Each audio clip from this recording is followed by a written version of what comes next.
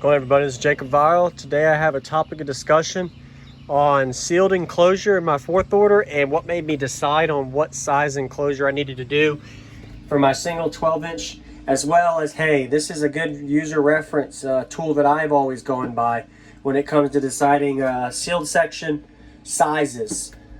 First thing and foremost, I want to say that this is all just, it's more of experience, knowledge I've gained over the years from demos I've gotten, specs of other people's enclosures, designing my own enclosures and building them, and just overall trial and error. So one thing I want to also say is that this isn't going to be the most optimal suggestions, as well as I would love for you guys to give me some feedback on what you guys decide on. Comment, let other guys and as well as me know, hey, this is how you decided on your sealed side. So anyway, so any new viewers, this is my big single 12 box. For a single 12, fourth order, it's a 5.8 to 1 ratio. So right now my box is actually right at 1.22 cubes net with the subwoofer not mounted, and it's right at 1 cube. So 0.22 to sub displacement. So I'm right at 1 cube net for my 12. The reason that I chose that number is because I'm going on a higher power ratio scale than what I normally would with this sub being rated at 3,500 watts and it's seeing at least that. So what I did was I knew an average range for sealed enclosures for a 12 in a fourth order would be around 1.25 to 1.5. Sometimes even around the 1.1 cube range. It really just depends on what you're actually doing. But what I would actually do is go by power rating and cone control. And of course, the kind of output I want to do with that. And then I also tuned it towards my peak resonance. So with my vehicle resonating in the 40 hertz range, 43 to 47, really just depends on how the weather is and how everything's set up.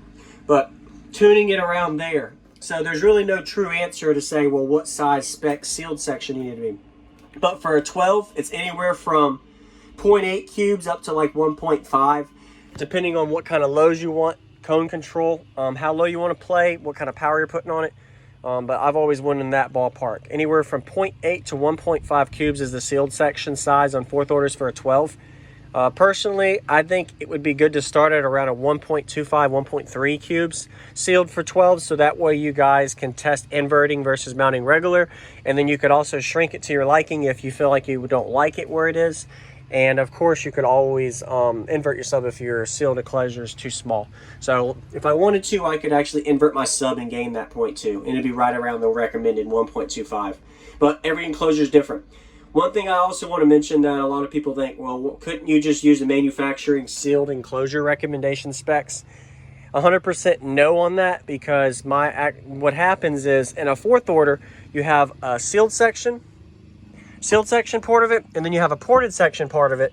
So what happens is it's a bandpass enclosure. It's not a sealed enclosure. So if you had just a straight out sealed enclosure, you're normally going to want a bigger box, because what happens is that subwoofer is going to be playing a certain bandwidth, and it's going to be able to have a certain peak based off of just the sealed enclosure. But with a ported enclosure, you have an additional peak, you have an additional tuning, you have an additional cabin, enclosure cabin that's going to be able to be tweaked and tuned to that. So what you want to do is align your peak tuning of your port with your peak tuning of your sealed enclosure with your resonance of your vehicle. And if you can align all three of those in some sense, then you really get dead on where you want. And a lot of SPL gurus can explain this a lot better than I can, but that's kind of in summary what I picked up on it. But yeah, 12-inch subwoofers are anywhere from 0.8 to 1.5.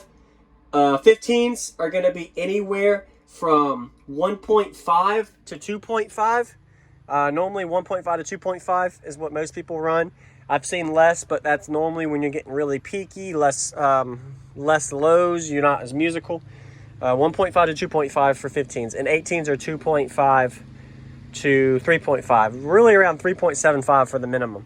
But always start big. Don't ever start with the smallest. The reason that I start small is because I used my single 10-inch subwoofer box build before this, and I added 3 baffles to it, so it's a quad baffle wall build, and I literally just added an additional 0.2 cubes to my sealed enclosure. So that's all I did.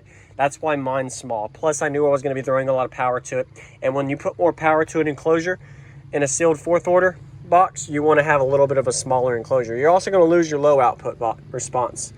Your lows is really well controlled variable on a sealed enclosure as well for this, because what happens is when you have less space for your subwoofer to have cabin space in the sealed section, it doesn't allow the wavelengths and the suspension to react with that enclosure. It makes it feel like it's too small, and it kind of affects the way your lows response are to your optimization of your output for your vehicle. And everything varies depending on windows down, windows up, doors open, closed, etc. It's a really hard topic to explain.